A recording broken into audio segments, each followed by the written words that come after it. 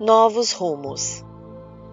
Sabíamos, graças a informações de Fernando, que um dos objetivos da nossa excursão à Terra era contatar com o cruel Tuktamik, que vivera no século XIV e desencarnara no começo do século seguinte.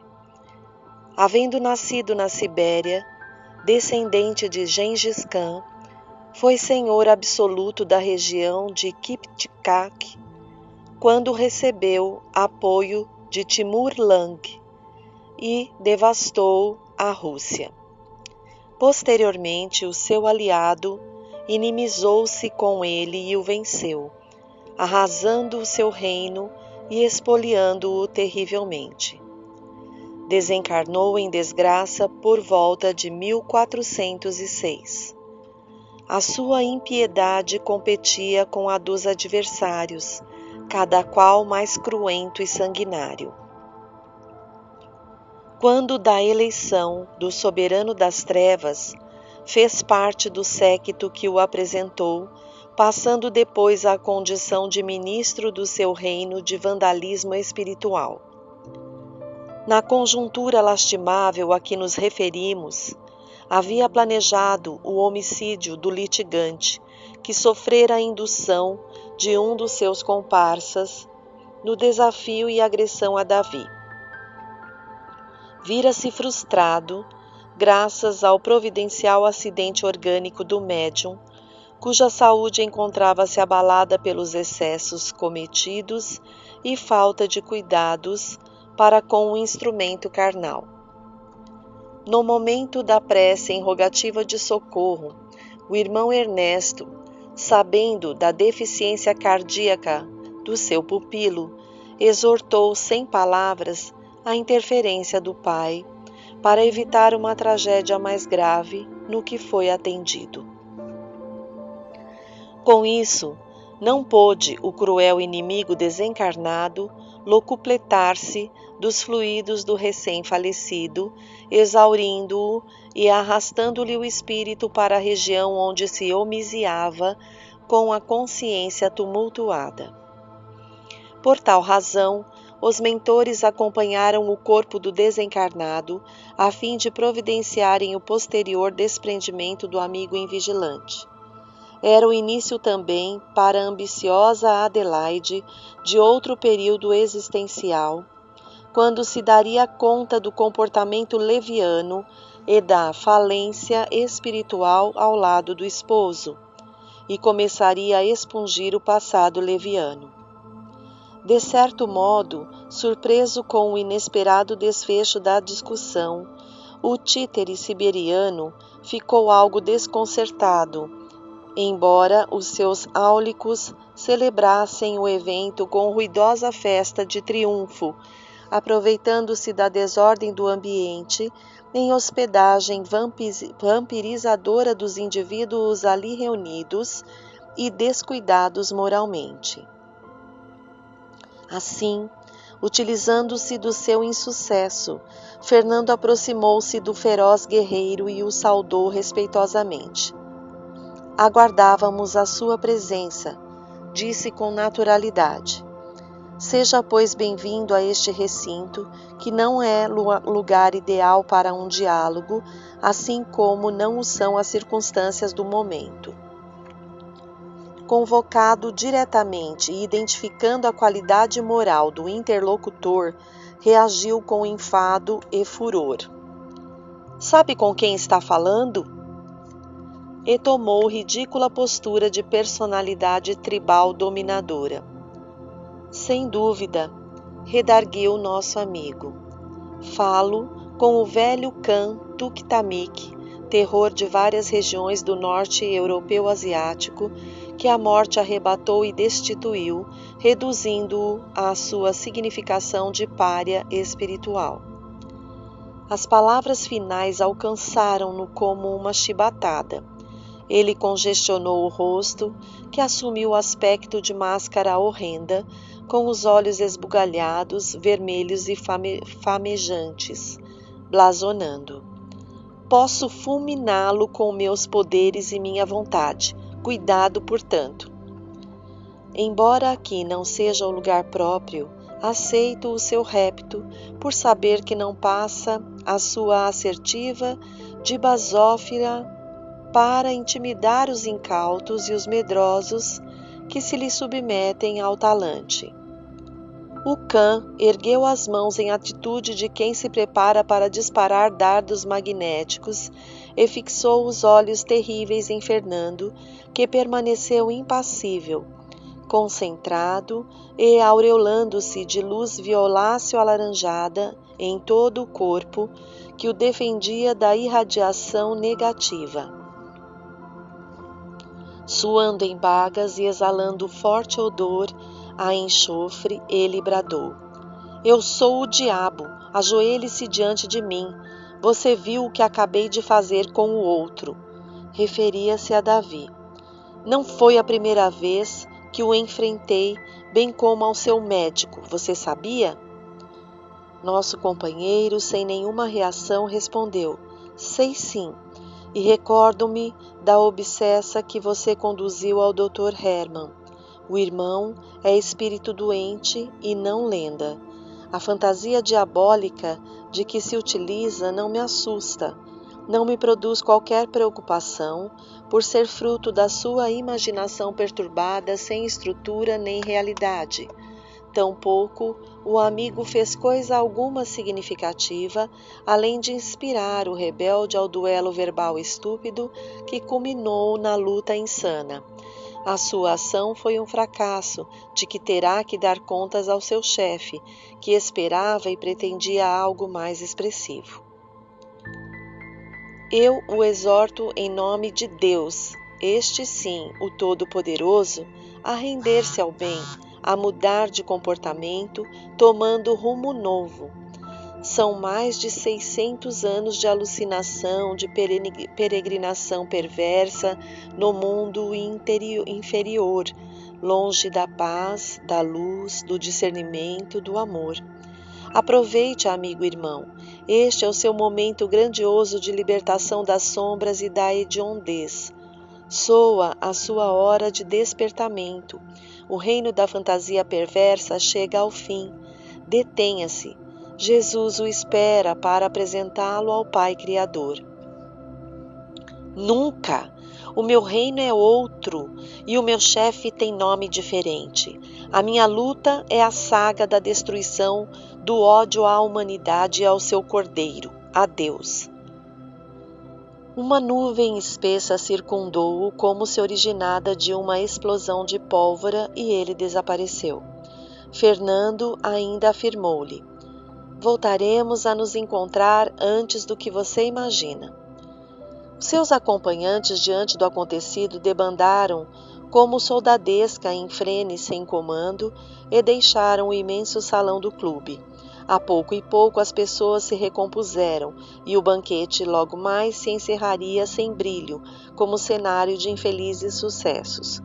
O oponente de Davi foi retirado às pressas, visivelmente hebetado pelo álcool, pelos fluidos deletérios, aspirados e pelo choque nervoso ante a morte do outro. Ato contínuo, retornamos ao centro espírita quase às 2h da manhã. Dr. Hermann Graz, que acompanhara o diálogo de Fernando com o perverso líder das sombras, ficou impressionado. As suas experiências transcorriam em outra área, especificamente no auxílio à reparação de peças orgânicas desestruturadas, gastas, em decomposição. É claro que sabia das forças em litígio no mundo espiritual, como no físico, mas nunca se havia preocupado com elas, até o dia em que fora desafiado, no passado, pela obsessa que esbofeteara. Percebendo-lhe as interrogações que não chegava a formular, fraternalmente Fernando explicou-lhe: O mundo que ora habitamos é o causal, eterno, real. O físico é uma pobre modelagem deste, por isso, importante em nosso labor é o ser profundo, o espírito, o que não significa desvalor para as ações de beneficência, de ajuda ao corpo, que desempenha papel de vital importância na vida. Preferencialmente, porém, o ser espiritual é o causador das glórias e quedas a que se impõe através dos pensamentos, palavras e obras. Inexoravelmente, a toda ação corresponde uma reação semelhante.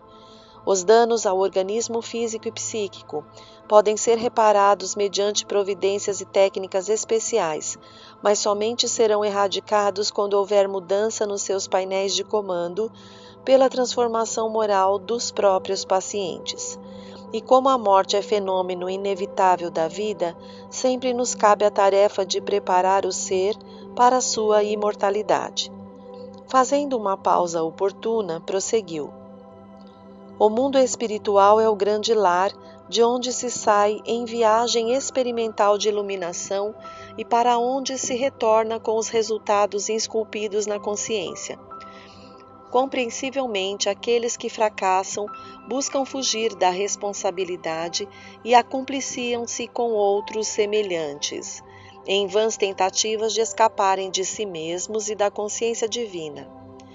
Formam dessa maneira grupos alienados que se consideram justiceiros, arremetendo contra todos quantos lhes inspiram inveja, antipatia, ciúme. Essa é uma luta inglória, por certo, pois que efêmera, tornando-se igualmente o tormento que os servicia e os leva ao despertamento. Quando esse não se dá espontâneo, as leis da vida os recebiam à reencarnação em expiações libertadoras e dessa forma se lhes reajustando os implementos morais, as forças espirituais. Assim, a morte que os homens temem e nos pedem para impedi-la de os arrebatar, para nós tem um sentido totalmente diverso. No caso do nosso Davi, o lamentável é a perda da oportunidade que terá de reconquistar agora a duras penas e em largo tempo, e não a desencarnação em si mesma, mas nas circunstâncias deploráveis em que ocorreu.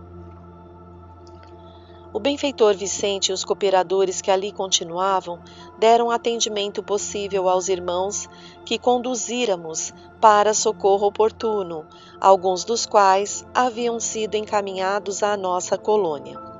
Os que permaneceram iriam ser objeto de assistência mediúnica através dos companheiros dedicados à psicofonia atormentada nas reuniões próximas, quando receberiam conveniente doutrinação e apoio. Porquanto, demorar-se-iam sob custódia fraternal dos trabalhadores espirituais ali sediados. Transcorridos alguns minutos, chegaram o irmão Ernesto e o Dr. Carneiro, elucidando que o corpo do nosso amigo estava sendo transferido para a morgue, cumprindo as exigências legais, e que ele, embora vinculado aos despojos carnais, ainda estava convenientemente anestesiado, o que lhe impediria sofrer as dores da necrópsia.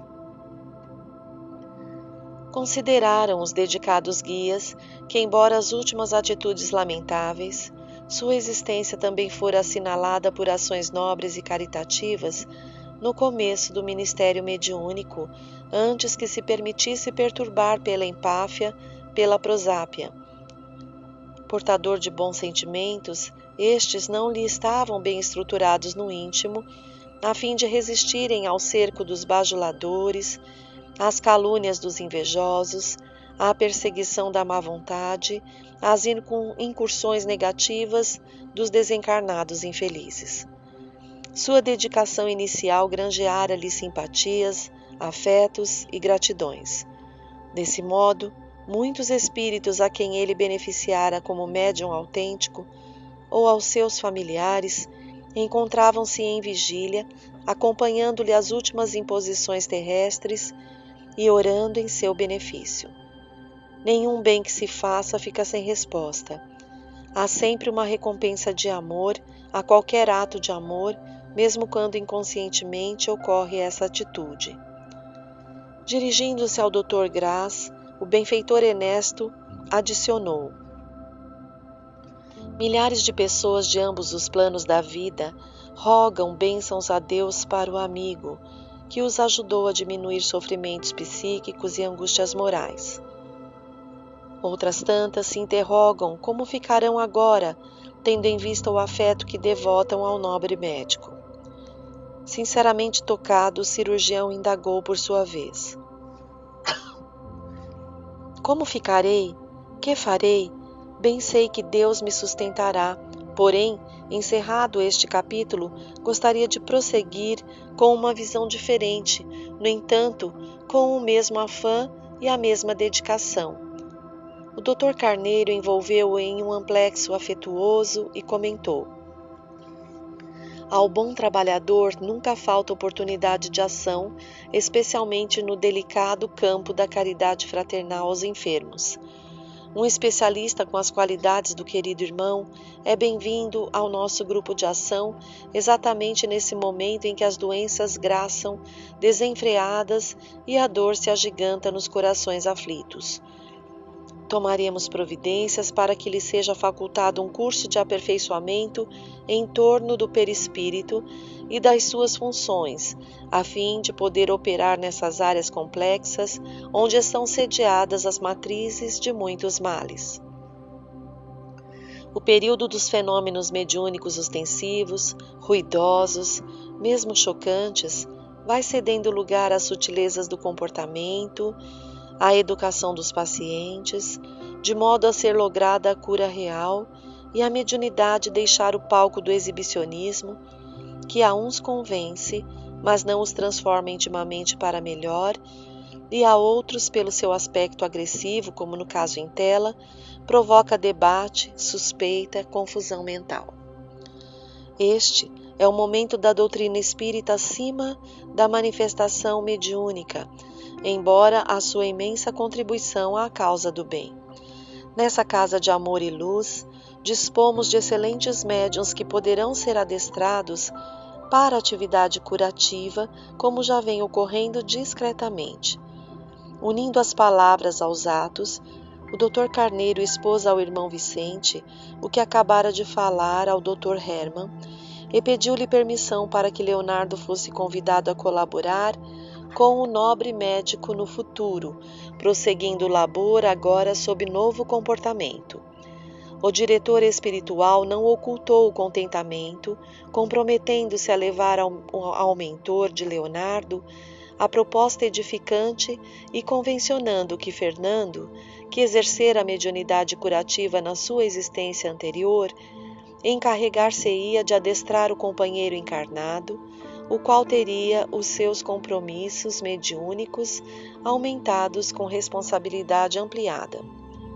Testado por anos a fio, o candidato ao trabalho mais específico havia superado empecilhos e problemas, sendo fiel aos compromissos abraçados, particularmente os de referência às atividades mediúnicas.